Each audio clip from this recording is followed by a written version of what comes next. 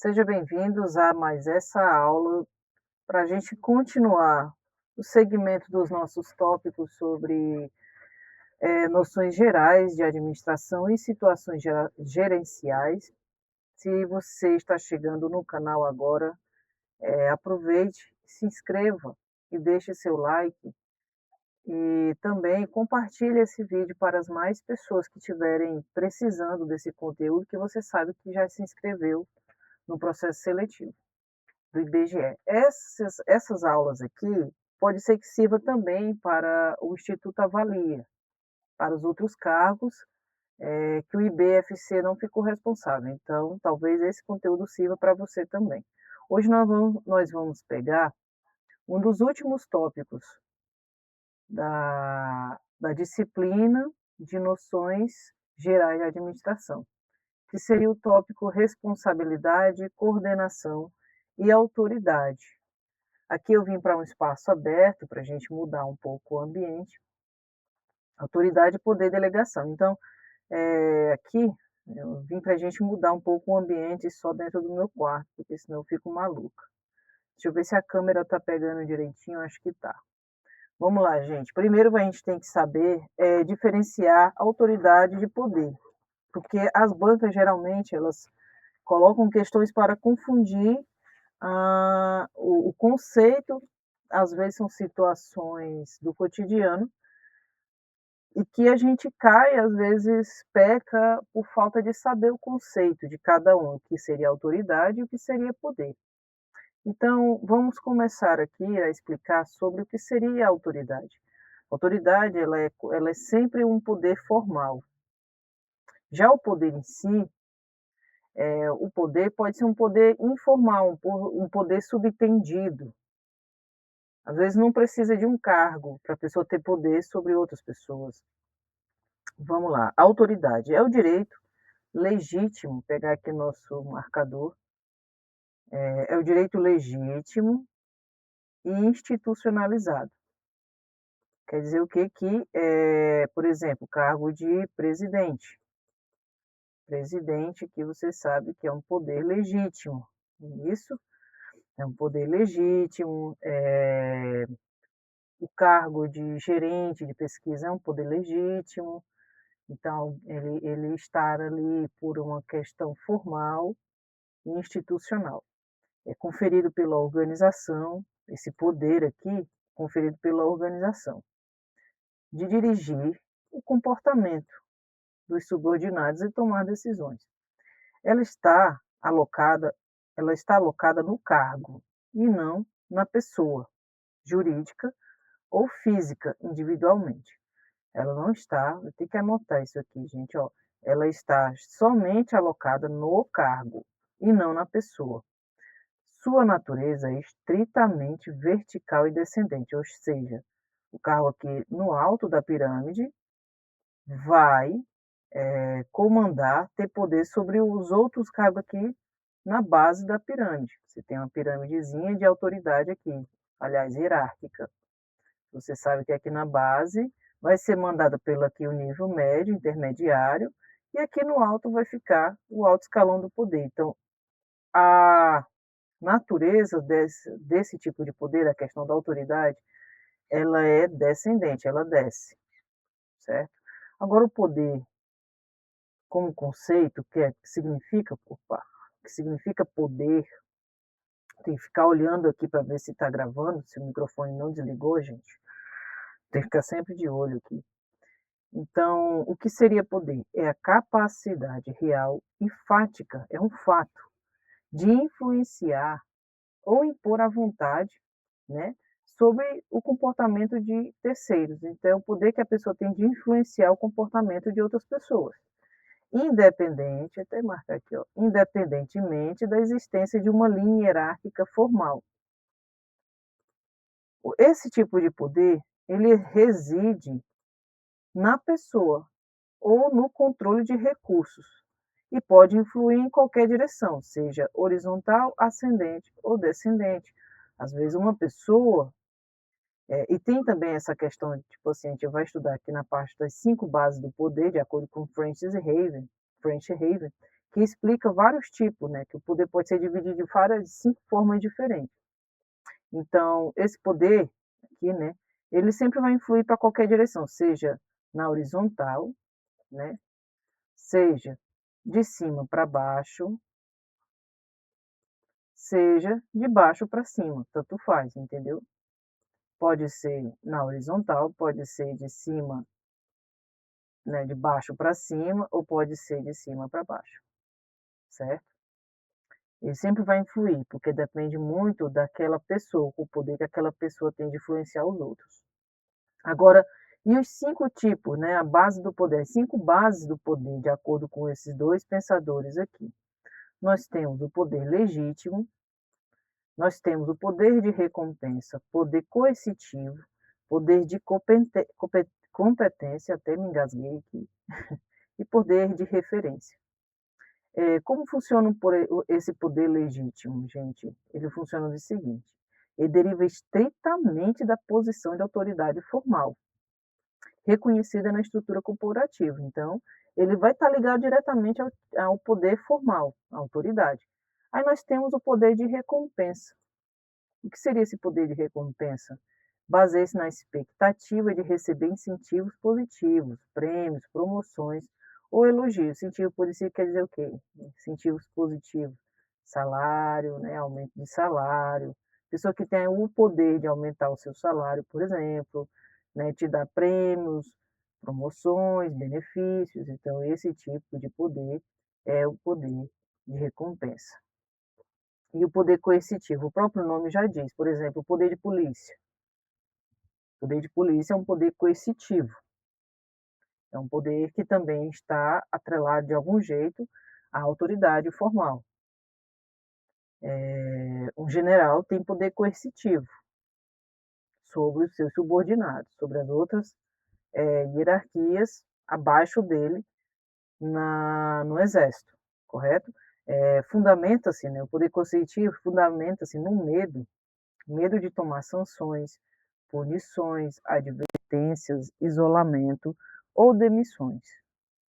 Por exemplo, isolamento, a pessoa pode ser presa, né, ser punido a se manter isolado da sociedade, é um tipo de poder coercitivo. Vamos lá.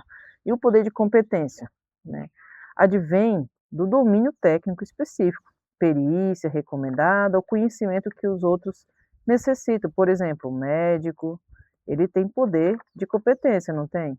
O médico, advogado, né? Advogado, que mais? Juiz, é poder de competência. Agora vamos para coisas técnicas. Que outras pessoas têm poderes técnicos? Especialista de TI, ele tem poder de competência, é investigador e por aí vai. Policial civil e tal. Então, seria baseado em poder de competência de acordo com o nível técnico. O próximo, poder de referência. Esse aqui está muito ligado ao carisma. Poder, né, a pessoa tem carisma, poder carismático, poder de líder. Isso é coisa de líder, né, de liderança. Um político, geralmente, ele tem que ter esse poder de referência com uma certa dosagem a mais do que os outros poderes. Não concorda? Que ele tem que ter um carisma, ele tem que ser carismático, ele não pode ser uma pessoa fechada, porque senão ele não vai conquistar votos, não vai conquistar o povo.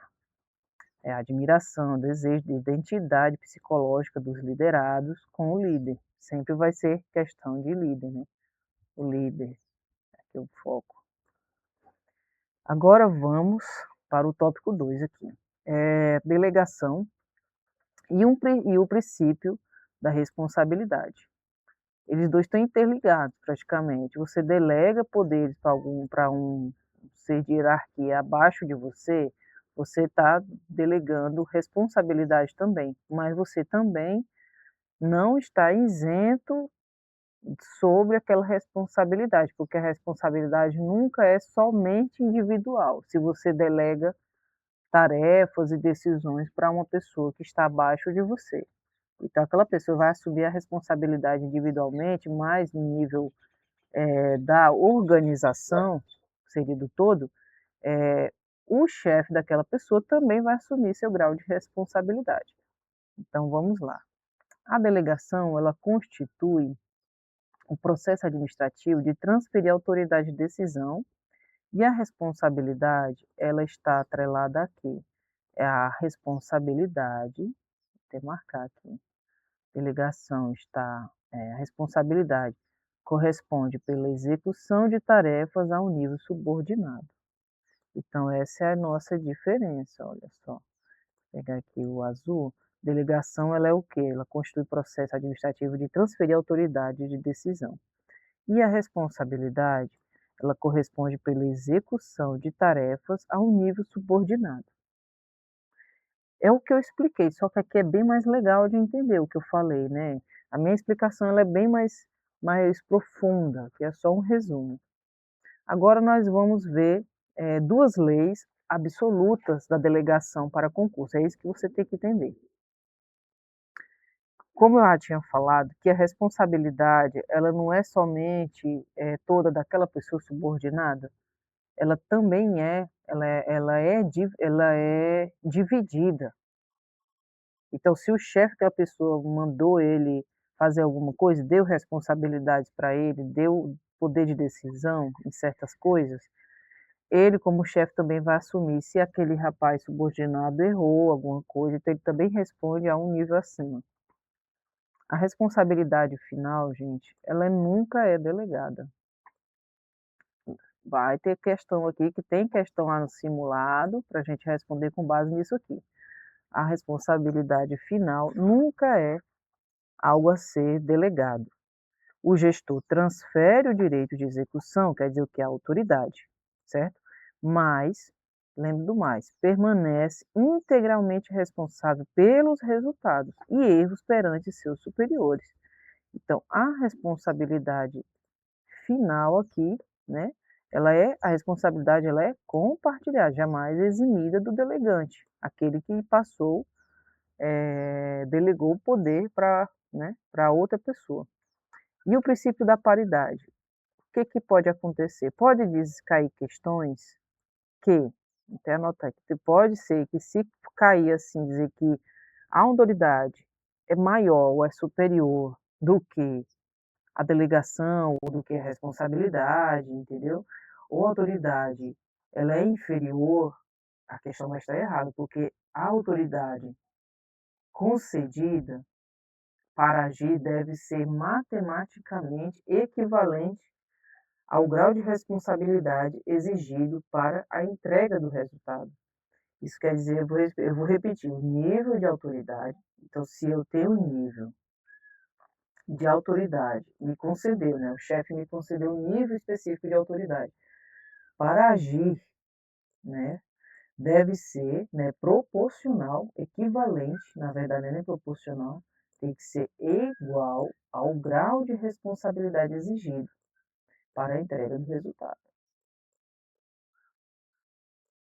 Então, se eu tenho um nível aqui, por exemplo, o agente censitário, ele assumiu a responsabilidade de assinar documentos e tomar decisões, para poder exercer sua função, sua tarefa em situações específicas. Por exemplo, melhor decisão no caso de pegar a estrada e cair uma chuva e etc. O supervisor, né, o responsável superior ali na pesquisa de campo, ele tem poder, né, ele tem autoridade e também tem responsabilidade. Ele tem autoridade para tomar uma decisão. Se acontecer algum erro, né, e ter que sido reportar esse erro para autoridades superiores, aquela pessoa que te delegou aquela autoridade,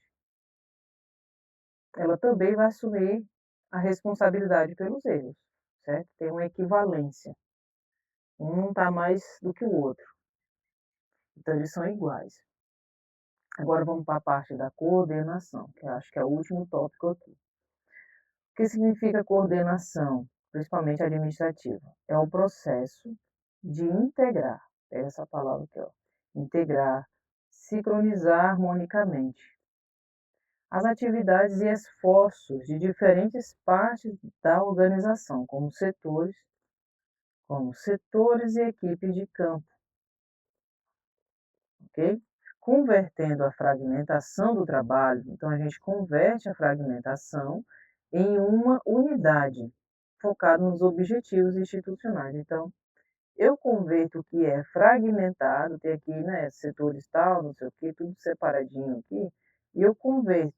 Eu faço um salam aleikum aqui, tal, não sei o quê, e acabo juntando tudo ali. Eu estou só brincando aqui com o negócio. Então, eu acabo fazendo uma conversão, tá? E transformar tudo isso num sistema, integrar todo mundo dentro, né, de uma unidade. Aqui várias células separadas, aí eu pego essas células e converto elas, essa fragmentação, que elas estão totalmente desconectadas, e coloco elas dentro de uma unidade. Isso se chama coordenar. Você vai coordenar todos os departamentos e aspectos daquele trabalho, daquela atividade. Vamos lá, gente. Agora já vai para o simulado. A primeira questão aqui, deixa eu ver se está gravando. Certo. Tirar o óculos aqui. Então, agora eu tenho que enxergar direito. Ai, que dia bonito. Vamos lá. Primeira questão da FGV. Um analista de sistemas sênior possui grande capacidade, tá, de ditar procedimentos e ser obedecido por sua equipe técnica. Devido ao seu conhecimento técnico profundo em arquitetura de software. Embora ele não ocupe nenhum cargo de chefia formal no modelo de French Haven, esse analista exerce primordialmente o poder de recompensa, coercitivo, competência ou legítimo. Letra C, né, gente? Ele é um especialista, ele tem competência para aquilo, tá? Ficaria na dúvida se tivesse aquela opção de poder de referência. Aí eu ficaria na dúvida por causa dessa parte aqui. Mas como o enunciado está apontando mais para a questão de competência, então a resposta certa é a letra C. Vamos lá. Minha cachorra está latindo ali com os cachorros daqui da beira do rio. Cesar Rio. Quando um diretor regional decide transferir formalmente parte do seu poder de decisão operacional para os coordenadores de sub-áreas municipais a fim de agilizar os processos de coleta de dados, a técnica administrativa utilizada chama-se centralização autárquica, delegação, coordenação colateral ou alocação matricial. Aqui a gente fala de transferir poder, então ele está delegando o poder. Vamos para a próxima, da FCC. No que tange aos conceitos de autoridade e responsabilidade, nas organizações públicas assinale a afirmativa doutrinariamente correta. Ao delegar, tá, autoridade e responsabilidade. Ao delegar a tarefa complexa, deleguei, né? A chefia imediata exime-se da responsabilidade? Não, ela não se exime, não. A autoridade está vinculada a autoridade está vinculada às características carismáticas individuais da pessoa e não ao cargo por ela ocupado? Não, porque primeiro é o cargo, gente. Essa questão está bem errada, né? A autoridade vai para o cargo e não para a pessoa. A responsabilidade final pelo cumprimento das metas organizacionais permanece com a autoridade. Peraí. A responsabilidade final pelo cumprimento das metas permanece com a autoridade delegante. A responsabilidade final ela é compartilhada. Ela é compartilhada. Lembre sempre disso, tá? A delegação elimina os canais de controle formal e fiscalização interna da chefia. Vamos ver. Eu delego o poder, né? Elimina os canais de controle formal? Não, não elimina. E agora qual é a alternativa certa, gente? Se for questão doutrinária, gente, aqui nessa questão, eu acho que seria a letra C. Então, vai fazendo o gabarito aí. Vou pegar aqui, peraí. Gabarito C. Vamos para a próxima aqui, D. C, né, porque tá mais óbvio. Vamos, quarta questão. O direito legítimo e formal, tá? Direito legítimo e formal de um gestor público possui de dar ordens aos seus subordinados diretos e exigir a execução de atividades fundamentos no conceito de sinergia informal, poder de referência, autoridade, delegação colateral. Não, autoridade. Letra C. Depois a gente volta nessa 3 aqui para a gente analisar melhor. Vamos lá. Quinta questão, FGV. Harmonização, falou em harmonização, né? Da atividade de planejamento cartográfico, treinamento de pessoal e distribuição de insumos de informática para garantir a integridade. Tá, olha essas palavras aqui: harmonização e integridade de uma grande operação nacional de recenseamento reflete diretamente a aplicação da seguinte função do princípio administrativo: descentralização coercitiva, não. Coordenação, especialização de cargos, não. Delegação de metas fiscais, não. Então, a nossa alternativa é a letra B. Vamos lá. Sexta questão, Silvia Rio. Uma das premissas mais cobradas pelo processo de delegação eficaz dita que deve, né, haver equilíbrio e correspondência exata entre o volume de atribuições operacionais entregues a um servidor e os direitos de comando que lhes são otorgados. Nesse conceito descreve o princípio da responsabilidade total compulsória. Nem existe isso. Paridade entre a responsabilidade e a autoridade. Paridade é responsabilidade. Ok. Amplitude de administrativa expansiva, não existe isso. Unidade de comando linear, não. Paridade entre autoridade e responsabilidade. Próximo. Sétima questão da FCC. O poder exercido com base nos receios das consequências negativas, tá? Poder exercido com base nos receios das consequências negativas decorrente de descumprimento de uma ordem direta envolvendo a aplicação de punição formais ou perdas financeiras. Olá.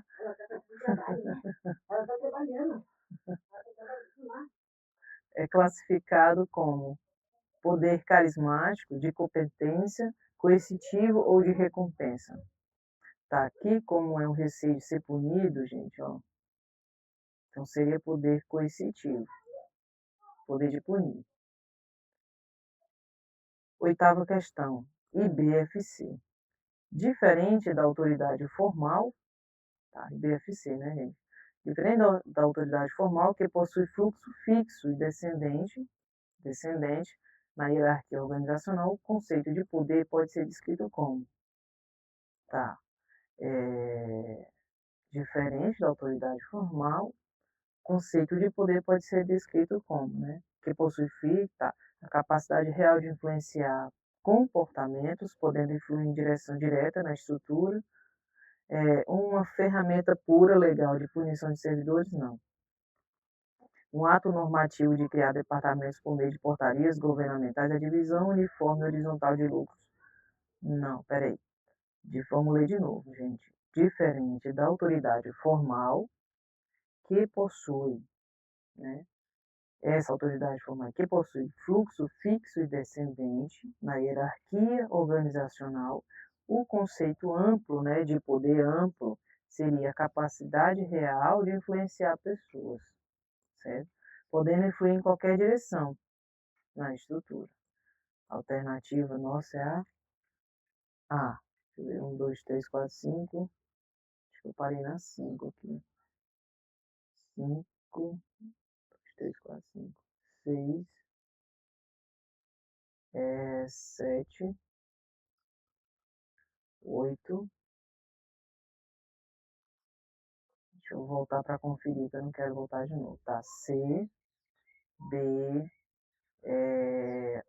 C, C, B, B, né? C e A. Nona questão. FGV. Tá acabando já. O coordenador de uma pesquisa de campo, coordenador da pesquisa de campo é muito admirado e respeitado por sua conduta ética e postura acolhedora com os novos servidores, motivando-os a trabalhar com afinco por mera identificação pessoal com as suas atitudes. Esse tipo de influência caracteriza o poder de competência? Não. Referência, carisma, né? Coerção institucional? Não. Legitimidade burocrática? Não, gente, é a letra B. É poder de referência, carisma. 10ª questão, Cisgranria, nossa última questão dessa aula. A delegação de autoridade apresenta-se como um recurso gerencial valioso. Contudo, ela se torna ineficaz, né, se o gestor que delega decidir.